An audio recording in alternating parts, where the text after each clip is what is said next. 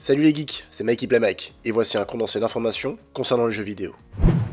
Le studio Asobo Studio annonce la date de sortie de son jeu A Plague Tale Innocence. Le titre vous mettra aux commandes d'Amicia, une noble exilée pourchassée par les soldats de l'Inquisition et qui doit prendre soin de son petit frère Hugo, âgé de 5 ans. L'univers du jeu se passe en France au XIVe siècle, rongé à cause de la peste noire qui engendre des milliers de victimes.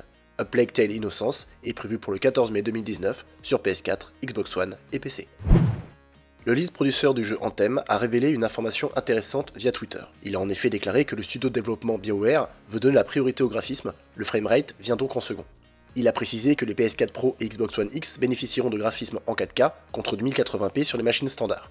Il est donc envisageable que le framerate sera de 30 fps et non de 60 fps. Pour les joueurs PC, cela ne change rien si vous avez une très bonne config PC. Anthem est prévu pour le 22 février 2019 sur PC, PlayStation 4 et Xbox One. En 2018, Microsoft présentait le projet xCloud, un futur service qui permettra de jouer à n'importe quel jeu en streaming grâce au cloud. Il sera donc possible de jouer par exemple à Forza Horizon 4 ou un autre titre comme Sea of Thieves sur son smartphone ou sa tablette. Le PDG de Microsoft a d'ailleurs indiqué que le studio veut faire de son service le Netflix des jeux en offrant la possibilité aux joueurs de jouer en haute qualité à un jeu AAA sur n'importe quelle plateforme. Il a également indiqué que Microsoft a un énorme catalogue de ses propres jeux, comme Halo et Forza par exemple.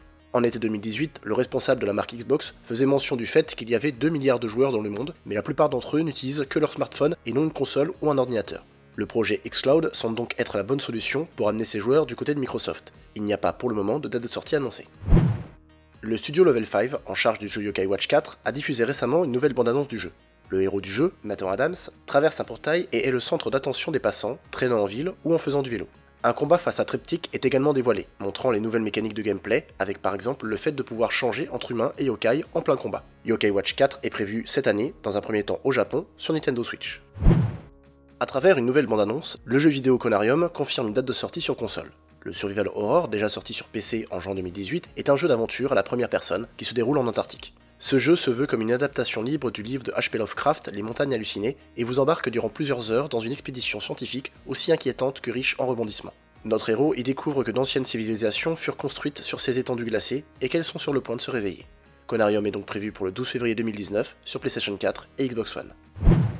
Une nouvelle bande-annonce de Far Cry New Dawn a été dévoilée récemment. La suite de Far Cry 5 nous mettra en face des paysages dévastés de Hope Country à travers les dangers de ce monde post-apocalyptique. Afin de survivre aux ravageurs et aux jumelles, leur leader insensible, le héros du jeu va se construire un arsenal d'armes variées. Via la bande-annonce, nous nous rendons compte que nous devons faire alliance avec, attention spoiler, le père Joseph, qui est effectivement toujours en vie. Far Cry New Dawn est prévu pour le 15 février 2019 sur PC, PlayStation 4 et Xbox One.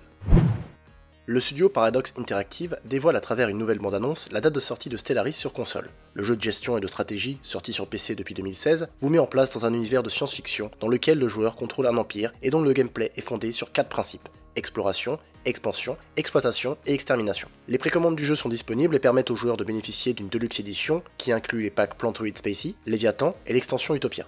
Sur PS4, toute précommande permet d'obtenir un thème Stellaris. Stellaris Console Edition est donc prévu pour le 26 février 2019 sur PlayStation 4 et Xbox One. Tetsuya Nomura, le créateur de la série Kingdom Hearts, a indiqué via le magazine japonais Famitsu la manière de débloquer le film secret de Kingdom Hearts 3 qui sera ajouté par une mise à jour.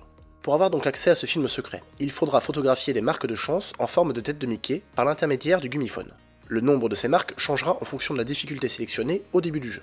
Attention cela dit, une difficulté élevée nécessitera moins de marques que le niveau de difficulté le plus faible. Kingdom Hearts 3 est prévu pour le 29 janvier 2019 sur PS4 et Xbox One. La date de sortie de Génération 0 a été dévoilée. Le jeu développé par Avalanche Studio et édité par THQ Nordic propose un monde ouvert infesté de créatures robotiques où la furtivité et l'approche tactique de chaque combat sont primordiales. Le titre est jouable seul ou dans des groupes de 4 joueurs. Toutes les précommandes du jeu seront récompensées par l'offre d'un Radical Vanity Pack avec 12 éléments de personnalisation exclusifs, comme des bandanas, un bomber et encore plein d'autres choses.